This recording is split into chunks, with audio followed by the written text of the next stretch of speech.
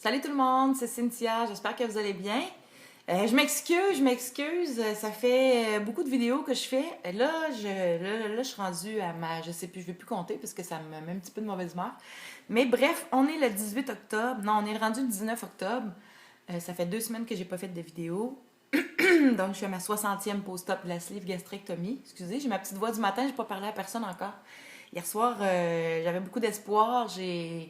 J'ai fait une vidéo et puis mon application YouTube Capture met mes vidéos en file d'attente, mais elle les processe jamais. J'ai celui de la semaine passée, ça fait une semaine qu'il est en file d'attente, ça passe pas du tout. Donc, j'éprouve vraiment des difficultés en ce moment à télécharger mes vidéos. Donc, j'essaie de prendre mon mal en patience puis trouver une solution. Là, c'est comme mon dernier recours. Là, je vais faire une vidéo de maximum 10 minutes parce que je recommence à chaque fois.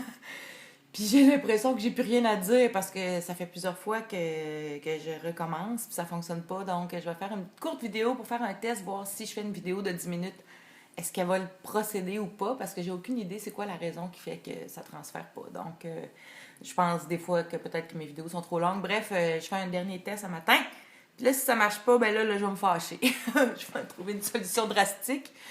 Je suis rendue à penser de changer mon iPhone pour un Samsung et puis d'aller trouver un ordinateur PC au lieu d'un Mac parce que j'en ai vraiment assez de ces problèmes-là.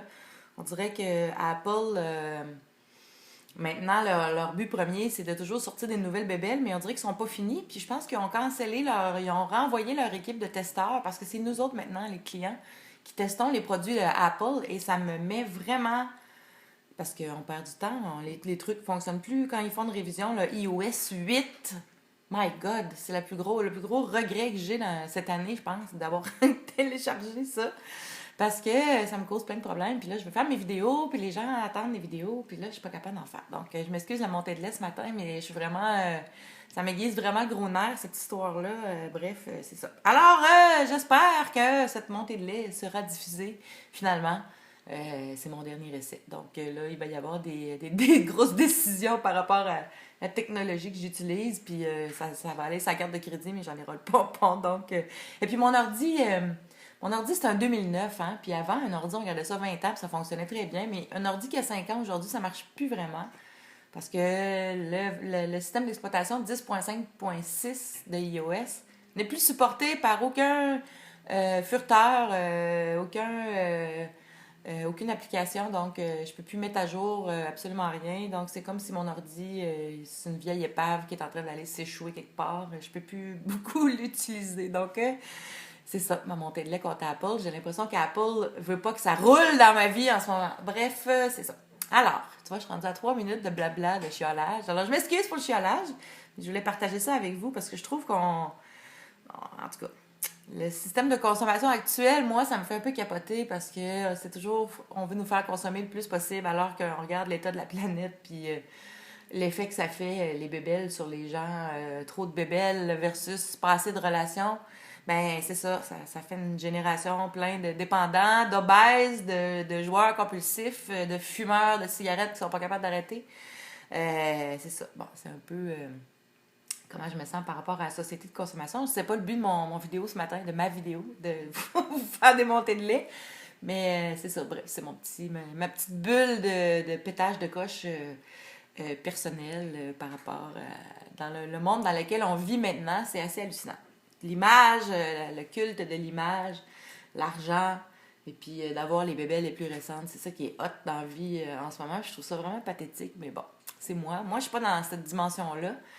Puis c'est ça que j'essaie d'expliquer aux gens souvent qui me parlent de ma peau. Parce que j'ai perdu 122 livres. Et puis là, je sais pas où je m'en vais avec ça. Hein. C'est comme d'habitude. Je vais vous parler de quelque chose, puis je pars dans d'autres choses. C'est ça. Donc, elle me parle de ma peau, ma peau, ma peau, ma peau. Qu'est-ce que tu fais? Comment tu gères ça?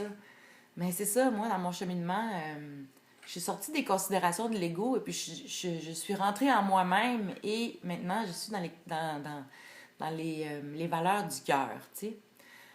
Puis le culte de l'image, moi, ma peau, là, je l'ai déjà dit, je le répète, puis je suis toujours aussi à l'aise avec cette fameuse peau que je ne vous ai jamais vraiment montrée, mais que j'ai pas nécessairement envie de montrer pour vous prouver qu'elle me dérange pas, là, mais je trouve ça un petit peu, ça me tente pas de commencer à me déshabiller sur YouTube.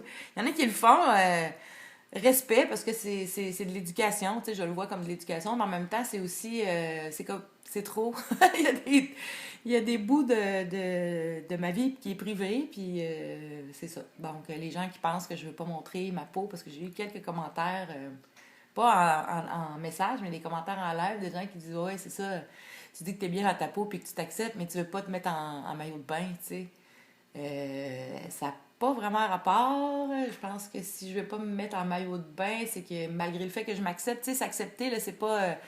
OK, à partir de maintenant, je m'accepte, puis tout est rose, puis tout est cute, là. Il y a comme un genre de processus mental à effectuer par rapport, à travers le processus d'acceptation de soi. Moi, je me considère quand même bien avancée dans ce processus-là. J'apprends à m'aimer à chaque jour, j'apprends à accepter mon corps. Puis c'est un processus. Ça se fait pas du jour au lendemain, parce que si ça se faisait du jour au lendemain, on pourrait faire tellement de choses du jour au lendemain, puis ce serait facile, puis tu sais, on aurait déjà tout maigri, puis on serait tout déjà rendu ce qu'on veut être. Bref, c'est ça, c'est la vie, c'est un long processus dans plein de domaines différents. Et l'acceptation de soi et l'amour de soi, ça se fait pas du jour au lendemain. Donc, faut pas être trop dur envers soi, puis décider, ouais, ouais, je m'accepte, puis c'est fini. Mais il faut faire le pont. Il y a un pont à traverser pour se rendre de l'autre côté de la rive, puis ça s'appelle le processus d'acceptation, puis c'est ça. Donc, moi, je me considère pas. Je suis encore dans ce processus-là, puis je vais l'être toute ma vie. Le processus d'acceptation de soi, c'est pour le reste de sa vie. Puis c'est ça, le phénomène de la peau. Moi, quand même, je me mets en camisole, j'ai pas de problème. Je sais que ma peau, mes bras sont plissés, puis des fois, les gens, leur regard est comme attiré vers... Quand les gens le remarquent, des fois, ils vont avoir tendance, ils regardent mes bras, ils me regardent, puis ils font comme, what the fuck? Elle a fait juste 44 ans, puis elle a des bras de vieille, de 70 ans. Fait, j'imagine le genre de questionnements qui peuvent se faire dans leur esprit. Puis je comprends, mais en même temps, ils vont avoir de plus en plus de la peau, des gens avec de la peau. Puis à quelque part, quand vous voyez des gens avec des bras, des femmes qui sont pas vieilles, qui ont la peau, des bras qui pendent en t-shirt, ben au lieu de passer des commentaires pas gentils, peut-être d'avoir le respect de dire, hey, wow, cette fille-là, elle a perdu probablement beaucoup de poids, fait que c'est quelqu'un qui a décidé de prendre soin de soi, puis de s'aimer, puis respect, tu sais, parce que on mérite vraiment le respect. On va me mettre à brailler encore. Bref, c'est ça. Fait que ma peau, pourquoi je pleure? C'est mon nouveau moi. J'ai des bouts que j'aime moins de moi. Donc ça, mais c'est pas grave, ça vient avec.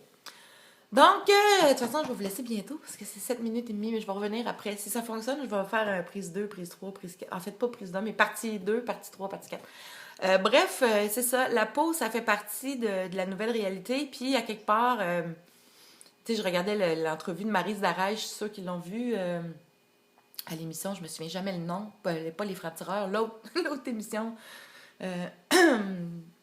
de sujets d'actualité, de sujets qui sont moins parlés en public, mais qu'on aborde dans cette émission-là. C'est plate que j'oublie le nom. Bref, Maryse Darèche, elle aussi, elle a subi une chirurgie bariatrique comme moi.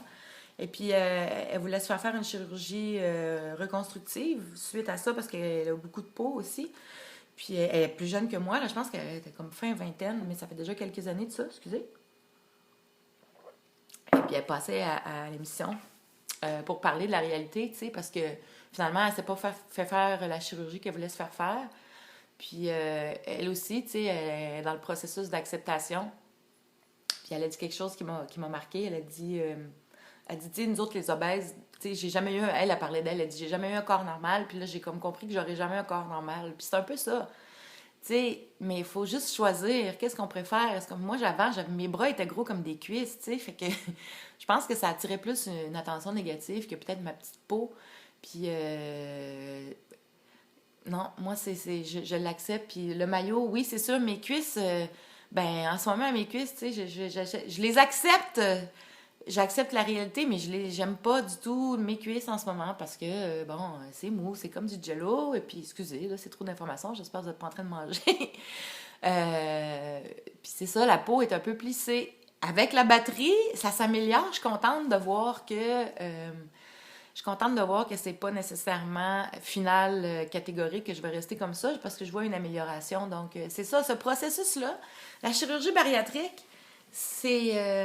on ne sait pas comment ça va se passer. En fait, c'est ça qui fait peur, parce qu'il y a plein de choses qui peuvent arriver après une chirurgie bariatrique, puis c'est ça qui est difficile quand on prend le risque de se faire opérer, je vais essayer d'être capable de faire face à ces risques-là, puis comme on ne sait pas quels risques vont arriver, Ben, on sait pas ce qui nous attend. Puis là, ça va faire 10 minutes que je parle. Je vais arrêter là, puis je reviens, je continue. Prier pour que ça transfère vraiment, parce que j'ai vraiment des trucs à vous parler par rapport à la chirurgie bariatrique. Puis c'est ça. 10 minutes, point 9. Je vous laisse, puis j'essaie de mettre ça en ligne, puis je reviens après. À tantôt.